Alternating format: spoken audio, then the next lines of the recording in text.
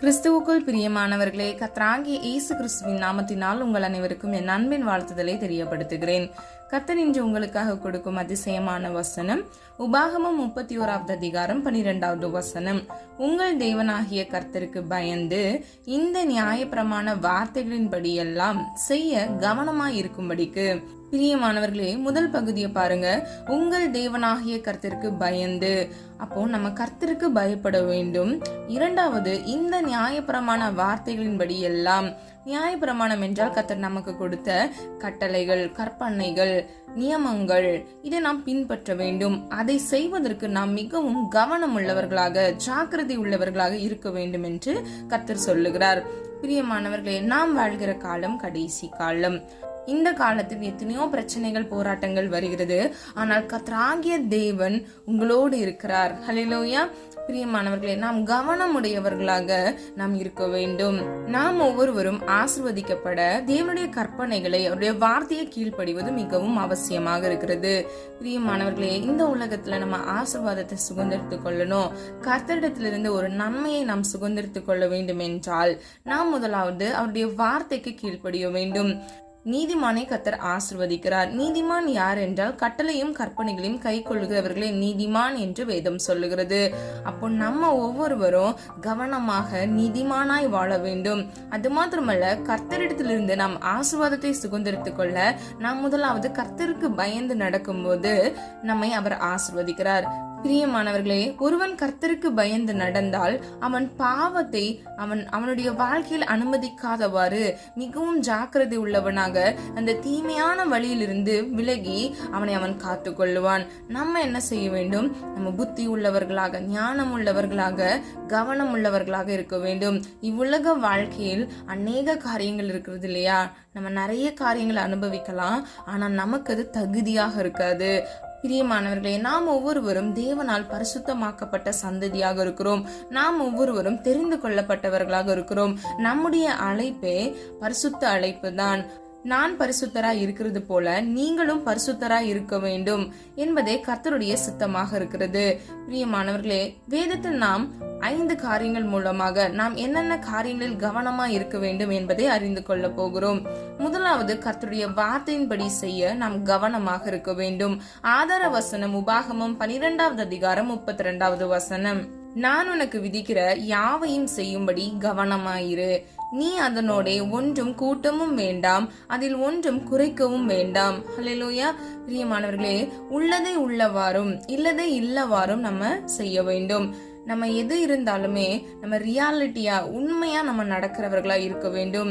இந்த வசனத்தில் சொல்லப்பட்டது போல கர்த்தர் நமக்கு கொடுத்த வார்த்தையை நாம் அப்படியே பின்பற்ற வேண்டும். நான் ஒன்றையும் அதிகமா பண்றேன் அப்படின்னு சொல்லிட்டு நம்ம கூட்டியும் பண்ண தேவையில்ல.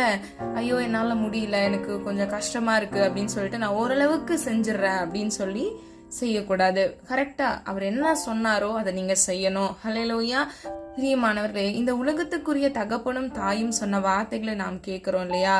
அவங்களோட வார்த்தையை நம்ம கேட்கும் போது நம்மை உருவாக்கினவருடைய வார்த்தையை நாம் எவ்வளவாக கேட்க வேண்டும் என்று யோசித்து பாருங்க. அது மாத்திரமல்ல, பிரியமானவர்கள் ஏதாவது நம்ம கிட்ட சொன்னா அதை நம்ம செய்யணும்னு ரொம்ப ஆசைப்படுவோம் இல்லையா?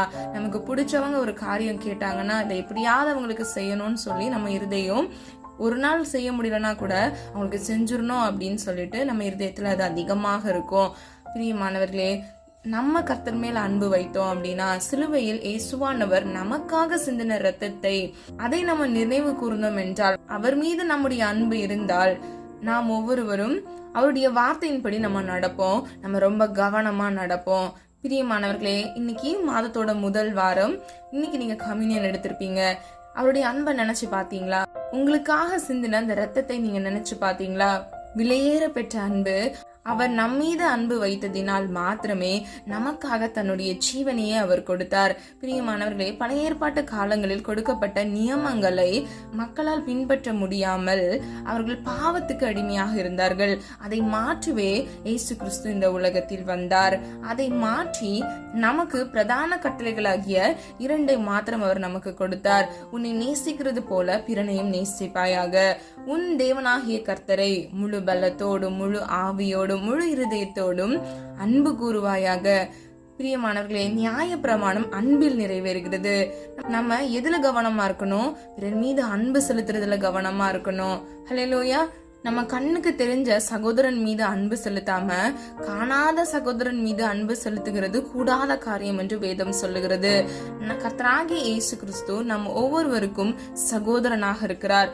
வேதத்தில் மரியாளும் அவருடைய சகோதரர்களும் அவரை சந்திக்க வரும் பொழுது கர்த்தர் சொல்லுவார், என் கட்டளைகளின்படி நடக்கிறவனே தாயும் என் சகோதரனுமாய் இருக்கிறான் என்று சொல்லுகிறது நம்ம அறிந்து கொள்கிறோம். பிரியமானவர்களே, கர்த்தருடைய வார்த்தையின்படி நடக்க நாம் மிகவும் கவனம் உள்ளவர்களாக இருக்க வேண்டும். இரண்டாவது, நடையின் மேல் கவனமாக இருக்க வேண்டும். ஆதார வசனம் நீதிமொழிகள் 14வது அதிகாரம் 15வது வசனம். பேதையானவன் எந்த வார்த்தையும் நம்புவான், விவேகியோ தன் நடையின் மேல் கவனமாய் இருக்கிறான். ஹல்லேலூயா. பிரியமானவர்களே, நம்ம ஞானமுடையவர்களா இருந்தோம் அப்படின்னா, விவேகம் உள்ளவர்களாய் ஜாக்கிரதை உள்ளவர்களாய் இருந்தோம் அப்படின்னா நம்ம என்ன செய்வோமா, நம்ம நடையின் மேல் கவனமா இருப்போம். அவங்க என்ன செய்வாங்க, கர்த்தருடைய சித்தத்துக்கு அவங்களை ஒப்பு கொடுப்பாங்க. எந்த காரியம் செய்தாலும் அவரிடத்துல காத்திருந்து ஜெபித்து அதுல ஒரு பதிலை பெற்று அதன்படி நடப்பாங்க. அவங்கதான் விவேகியா இருக்க முடியும். ஆனா பேதையானவன் என்ன செய்வாங்க, எந்த வார்த்தையும் நம்புவான். ஹல்லேலூயா. பிரியமானவர்களே, நம்ம பேதையானவர்களாய் மாத்திரம் இருக்கவே கூடாது. நம்ம இதுல ரொம்ப கவனமா இருக்க வேண்டும். 17வது சங்கீதம் 5வது வசனம். நடைகள் வலுவாதபடி ஸ்திரப்பட கவனமாய் நாம் இருக்க வேண்டும். நம்முடைய வாழ்க்கையில் நம்முடைய நடைகள் ஒன்றும் பிசகாதிருக்க நாம் கவனமாய் இருக்க வேண்டும். 37வது சங்கீதம் 31வது வசனத்தில் நம்ம இதை அறிந்து கொள்கிறோம். சமனான பாதையை விட்டு நடைகள் விலகாதிருக்க நாம் கவனமாய் இருக்க வேண்டும். இதை நாம் நீதிமொழிகள் 16வது அதிகாரம் 17வது வசனத்தில் நம்ம பார்க்கிறோம். பிரியமானவர்களே, இந்த 3 காரியங்களை நம்ம வேதத்துல நம்ம கவனமா இருக்க வேண்டும் என்று கர்த்தர் கொடுத்திருக்கிறார். ஒருவேளை நம்ம வழி விலகிட்டோம் அப்படின்னா நம்ம வாழ்க்கையில கோணலான வழிகளை நம்ம சந்திக்க நேரிடும். அது மாத்திரமல்ல, நம்முடைய பாதைகள் கரடு முரடாக இருக்கும். பிரியமானவர்களே, நம்முடைய தேவன் சர்வ வல்லமை உள்ளவர். அவர் கோணலானவைகளை செவ்வையாக்குகிறவர், கரடானவைகளை சமமாக்குகிறவர். ஹல்லேலூயா. ஆனா நம்ம என்ன பண்ணலாம், நம்ம பாதிக்கப்பட்டு நம்மளை அவர் சரி பண்றதை விட நம்ம முதலாவது என்ன செய்யலாம், கவனமா இருந்து அந்த கோணலான பாதைகள்ல பிசகாதிருக்க, நம்ம வலுவாதபடி நம்ம காத்துக்கொள்ள நம்ம ஜாக்கிரதையா இருக்க வேண்டும். மூன்றாவது, கர்த்தருடைய நியமங்கள் மேல் கவனமா இருக்க வேண்டும். ஆதார வசனம் 1 பேதுரு 2வது அதிகாரம் 9வது வசனம். நீங்களோ உங்களை அந்தகாரத்தினின்று தம்முடைய ஆச்சரியமான ஒளியினிடத்திற்கு வரவழைத்தவருடைய புண்ணியங்களை அறிவிக்கும்படிக்கு தெரிந்து கொள்ளப்பட்ட சந்ததியாயும் ராஜரீகமான ஆச்சரிய கூட்டமாயும் பரிசுத்த ஜாதியாயும் அவருக்கு சொந்தமான ஜனமுமாயும் இருக்கிறீர்கள். ஹல்லேலூயா. பிரியமானவர்களே, இதுல அநேக காரியங்களை நம்ம பார்க்கிறோம். நாம் ஒவ்வொருவரும் தெரிந்து கொள்ள சந்ததியாயும் ராஜரீகமான ஆசாரிய கூட்டமாயும் பரிசுத்த ஜாதியாயும் அவருக்கு சொந்தமான ஜாதியாயும் நம்ம ஒவ்வொருவரும் இருக்கிறோமா? நம்ம யாரு? கர்த்தருக்கு சொந்தமானவங்க. அவர் நம்மை தெரிந்து கொண்டிருக்கிறார். நம்ம ஒவ்வொருவரும் பரிசுத்த ஜாதியாக இருக்கிறோம். பிரியமானவர்களே, முதல் பகுதியை பாருங்க. உங்களை அந்தகாரத்தினின்று தம்முடைய ஆச்சரியமான ஒளியினிடத்திற்கு வரவழைத்தவருடைய புண்ணியங்களை அறிவிக்கும்படிக்கு ஒளியாகிய கர்த்தராகிய இயேசு கிறிஸ்துவை நாம் முதலாவது பிறருக்கு அறிக்கையிட வேண்டும். அதாவது நம்ம சுவிசேஷ பணியில் நாம் ஈடுபட வேண்டும். அவர் செய்த நன்மையான ஈவு, நமக்கு கொடுத்த இந்த வாழ்க்கை, அற்புதமான ரட்சிப்பை, நாம் தெரிந்து கொள்ளப்பட்ட சாட்சியை நாம் பிறருக்கு சொல்ல வேண்டும். இதுவே கர்த்தருடைய நியமங்களில் ஒன்றாக இருக்கிறது. ஹல்லேலூயா. நீங்க எந்த வயது சார்ந்தவங்களா இருக்கலாம், ஆனா நீங்க கர்த்தருக்காக வைராக்கியமாக அப்படியே சாட்சியை உங்களுடைய வாழ்க்கையில பர்சனலா ஏசப்பா என்ன அற்புதம் செஞ்சாங்களோ அதை நீங்க என்ன செய்யணும், உங்களுக்கு தெரிஞ்சவங்க கிட்ட, யாராவது உங்ககிட்ட கஷ்டம்னு வந்து சொல்றவங்க கிட்ட நீங்க சொல்லி கர்த்தராகிய தேவனை நீங்க உயர்த்த வேண்டும். அவர்களுக்காக நீங்க ஜெபிக்கலாம். அப்பொழுது கர்த்தர் உங்கள் வார்த்தையின் மூலமாக அவர்களுக்கு கிரியை செய்வார். ஹல்லேலூயா. பிரியமானவர்களே, ஒருவரும் கெட்டு போவது பிதாவின் சித்தம் அல்லவே. நம்ம எல்லாரும் ரட்சிக்கப்படணும் அப்படின்னு தான் பிதாவுடைய சித்தமாக இருக்கிறது. ஹல்லேலூயா. மனம் திரும்புகிற ஒரு பாவியின் நிமித்தமே பரலோக ராஜ்யம் சந்தோஷப்படுகிறது. காணாமல் போன ஒரு ஆட்டை கர்த்தராகிய இயேசு கிறிஸ்து தேடுகிறார். பிரியமானவர்களே, நமக்காக ஜீவனை கொடுத்த நம்முடைய இயேசப்பாக்கு நம்ம என்ன செய்ய போகிறோம்? ஒரு நிமிஷம் யோசிச்சு பாருங்க. உங்களுடைய வாழ்க்கையில நீங்க அவருடைய நியமங்கள் படி நடக்க கவனமா இருக்கும் பொழுது கர்த்தர் உங்களை ஆசீர்வதிப்பார். நீங்கள் கர்த்தருக்கு பயந்து நடக்கும் போது அவருடைய வார்த்தையை நீங்கள் கை கொள்ளும் பொழுது நீங்கள் நீதிமான் என்று எண்ணப்படுகிறீர்கள். நீதிமானின் சிரசின் மேல் கர்த்தர் ஆசீர்வாதத்தை வைத்திருக்கிறார். உங்களுடைய வாழ்க்கையில இன்றைக்கு தேவைப்படுகிற அந்த அதிசயங்களையும் அற்புதங்களையும் கர்த்தர் நிச்சயமாய் நிறைவேற்ற வல்லமையுள்ள தேவனாக இருக்கிறார். ஹல்லேலூயா. 4வதாக கர்த்தருடைய சத்தத்தை கேட்க நாம் கவனமா இருக்க வேண்டும். ஆதார வசனம் யாத்ராகமம் 15வது அதிகாரம் 26வது வசனம்.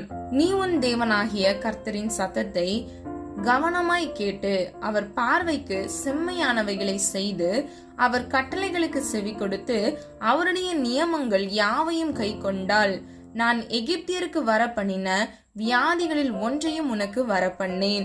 நானே உன் பரிகாரியாகிய கர்த்தர் என்றார். ஹல்லேலூயா. பிரியமானவர்களே, முதல் பகுதியை பாருங்க. கர்த்தரின் சத்தத்தை கேட்க கவனமாய் நாம் இருக்க வேண்டும். அது மாத்திரமல்ல, பார்வைக்கு செம்மையானவைகளை நாம் செய்ய வேண்டும். அவருடைய கட்டளைகளுக்கு நாம் செவி கொடுக்க வேண்டும். அவருடைய நியமங்களை நாம் கை கொள்ள வேண்டும். அப்பொழுது எகிப்தியருக்கு வர பண்ணின வியாதி, அதாவது சத்ருவானவன் நமக்கு விரோதமாக பிரச்சனைகள் கொண்டு வந்தாலும் நம்மை காத்து கொள்கிறவராய் இருக்கிறார். ஹல்லேலூயா.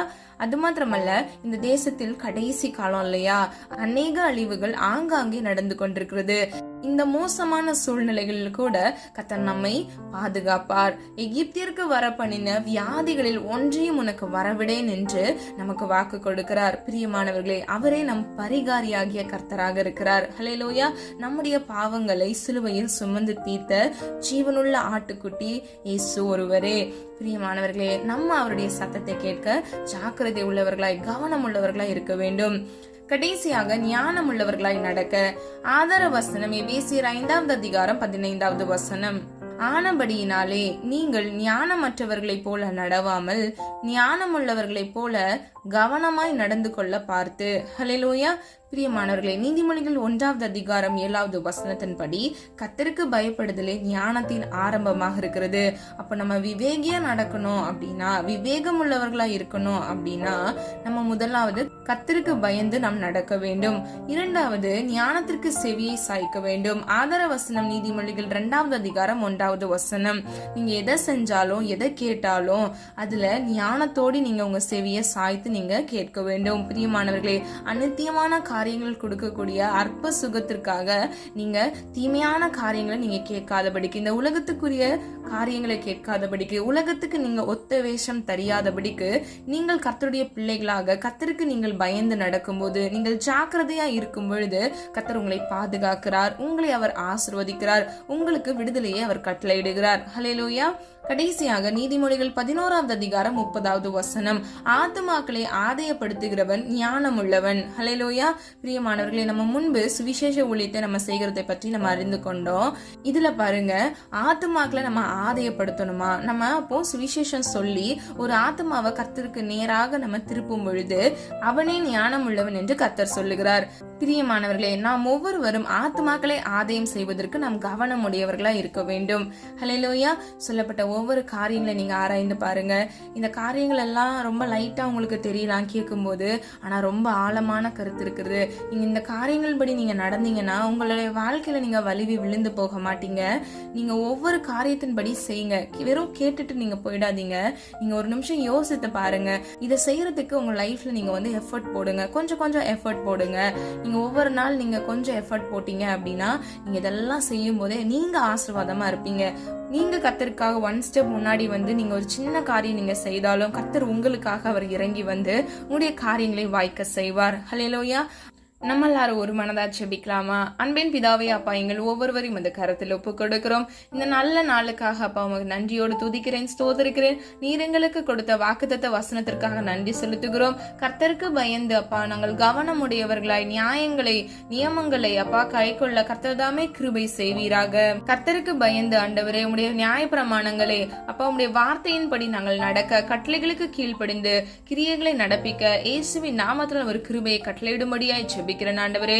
அப்பா, அநீத்தியமான காரியங்கள்ல, உலக பிரியமான காரியங்கள்ல அப்பா எங்களுடைய கவனமோ ஈடுபடாதபடிக்கு, கர்த்தருக்கு பிரியமில்லாத காரியத்துல நாங்கள் நடவாதபடிக்கு கர்த்தருடைய சித்தத்துக்கு எங்களை அர்ப்பணிக்கிறோம் அப்பா.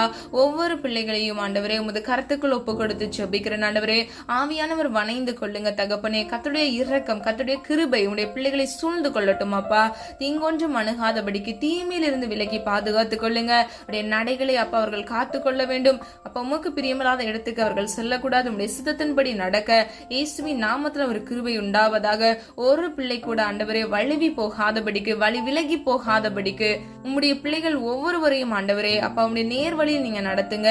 அது மாத்திரமல்ல, அவர்கள் வழிகள் பிசகாதபடிக்கு அப்பா, அவர்கள் விழுந்து போகாதபடிக்கு, அவர்கள் வலுவாதபடிக்கு இயேசுவின் நாமத்தினால் அவர்களை பாதுகாத்துக் கொள்வீராக. உடைய சத்தத்துக்கு செவி சாய்க்க கிருபை செய்யுங்க. ஞானம் உள்ளவர்களாய் நடக்க, விவேகிகளாய் நடக்க இயேசுவின் நாமத்தினால் பிள்ளைகளுக்கு கிருபை கொடுப்பீராக. ஒன்றையும் கூட்டாமல் ஒன்றையும் குறைக்காமல் உடைய சித்தத்தின்படி உள்ளதை உள்ளவாறு அவர்கள் செய்ய இயேசுவின் நாமத்துல ஒரு கிருபை உண்டாவதாக தகப்பனே. அப்பா, விவேகியோ தன் நடையின் மேல் கவனமாய் இருக்கிறான் என்று சொன்ன வசனத்தின்படி பிள்ளைகள் அவருடைய நடைகள்ல ஆண்டவரே அப்பா கவனமாய் இருக்க கிருபை செய்யுங்க. விகாரப்படாதபடி, மாறி மாறி நடவாதபடிக்கு இயேசுவின் நாமத்தினால் பிள்ளைகளை தாங்கி வழி நடத்துங்க. அது மாத்திரமல்ல, உம்முடைய வார்த்தைகளின்படி செய்ய கிருபை கொடுங்கப்பா ஆண்டவரே. அப்பா, கிருபையின் மேல் கிருபையை அப்பா பிள்ளைகள் பெற்று அப்பா உம்முடைய சித்தத்தின்படி, உம்முடைய சாயலின்படி அவர்கள் உருவாக, மறுரூபமாக, நட்சத்திரமாய் மாற இயேசுவின் நாமத்தினால் பிள்ளைகளை ஆசீர்வதிக்கும்படியாய் செபிக்கிறேன். தேவையோடு இந்த காணொலியை பார்த்து கொண்டிருக்கிற ஒவ்வொரு பிள்ளைகளின் தேவைகளை சந்திங்கப்பா. இன்னைக்கு அநேக குடும்பங்கள் கடன் பிரச்சனைகள்ல அப்பா, சோர்வு, பலவீனத்துல, வியாதியில கஷ்டப்படுறாங்கப்பா. மனமிறங்குங்க தகப்பனே. ஒவ்வொரு பிள்ளைகளுடைய குற்றங்கள் குறைகளை மன்னித்து அப்பா, நீர் எங்களுக்காக சிலுவையில் சிந்தின அந்த ரத்தத்தை நாங்கள் நினைவு கூறுகிறோம் ஆண்டவரே. உடைய ரத்தத்தின் வல்லமையினால் அப்பா பிள்ளைகளுடைய வாழ்க்கையில் இருக்கக்கூடிய தரித்திரங்கள், வியாதிகள், கஷ்டங்கள், நெருக்கங்கள், பாரங்கள் இயேசுவின் நாமத்தினால் நிர்மூலமாகப்படுவதாக. உடைய பிள்ளைகளை காத்துக்கொள்ளுங்க. ஒரு விசை தயவாய் மனம் இறங்குங்க தகப்பனே.